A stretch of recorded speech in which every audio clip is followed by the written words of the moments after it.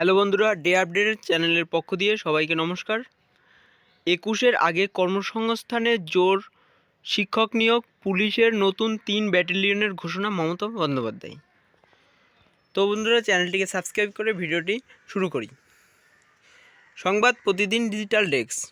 রাজ্যে কর্মসংস্থানের পথ আরও প্রশস্ত। বুধবার নবান্নে মন্ত্রিসভার বৈঠকের পর মুখ্যমন্ত্রী সাংবাদিকদের মুখোমুখি হয়ে জানালেন দুটি ক্ষেত্রে ফের নিয়োগের সুখবর। নিরাপত্তায় জোর দিয়ে রাজ্য পুলিশের আরও 3 নতুন ব্যাটালিয়ন তৈরি হচ্ছে। কোভিড-19 পরবর্তী পরিস্থিতিতে শূন্য পদে নিয়োগ করা হবে শিক্ষকদেরও। তার এই ঘোষণা শুনে সবাতেই খুশি রাজ্যবাসী।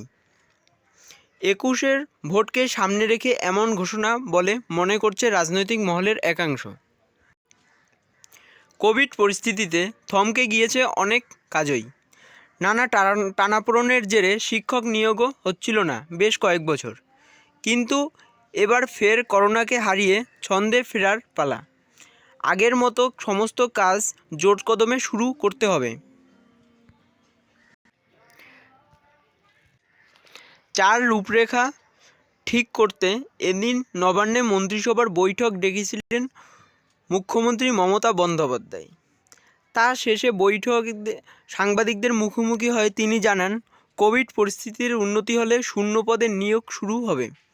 ডিসেম্বর থেকেই 16,000 পদে নিয়োগ করা হবে ট্রেড উত্তীর্ণদের। যাবতীয় নিয়মকানুন স্থির করে পরে জানাবে শিক্ষা দপ্তর। এই মুহূর্তে উত্তীর্ণ ট্রেড পরীক্ষার্থীদের সংখ্যা রাজ্যে 20,000।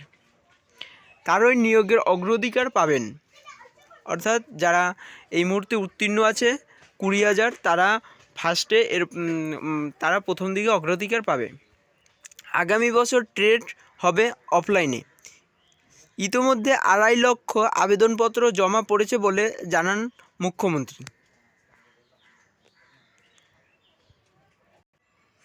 রাজ্যের নিরাপত্তায় গুরুত্ব দিয়ে এদিন আরও একটি গুরুত্বপূর্ণ ঘোষণা করেছেন মুখ্যমন্ত্রী। রাজ্য পুলিশের নতুন করে আরও 3টি ব্যাটালিয়ন তৈরি হচ্ছে। পাহাড়ের নিরাপত্তায় গোর্খা ব্যাটালিয়ন, জঙ্গলমহলের জন্য একটি ব্যাটালিয়ন এবং কোচবিহারের নারায়ণী ব্যাটালিয়নের তৈরির কথা তিনি জানিয়েছেন। এই 3 ব্যাটালিয়নে অন্তত 3,000 নিয়োগ হবে বলে ঘোষণা মমতা বন্দ্যোপাধ্যায়ের।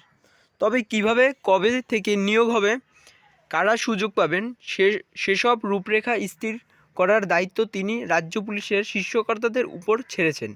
এই ঘোষণায় অনেক রাজনৈতিক চাল হিসেবে দেখলেও কাজের সুযোগ বৃদ্ধি পাওয়ায় বেশ খুশি রাজ্যের সাধারণ নাগরিকরা। তো বন্ধুরা, ভিডিওটি যদি ভালো লাগে ভিডিওটিকে একটি লাইক করে দাও, আর চ্যানেলটিতে প্রথমবার এসে থাকলে চ্যানেলটিকে সাবস্ক্রাইব করে রাখো, কারণ পরের গুরুত্বপূর্ণ ভিডিওগুলি সবার আগে তোমার কাছে। তো থ্যাংক ইউ।